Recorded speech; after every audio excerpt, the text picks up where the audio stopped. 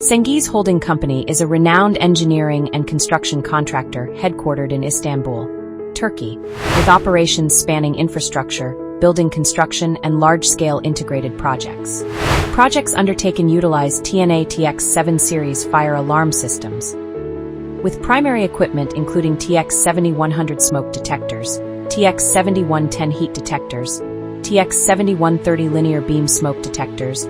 Specifically, the TX7110 detects fires by monitoring temperature changes, making it suitable for kitchens, equipment rooms, garages, and similar environments. The TX7130 employs linear beam detection technology with extended coverage distance, enabling effective monitoring of large spaces such as factories, warehouses, and atriums.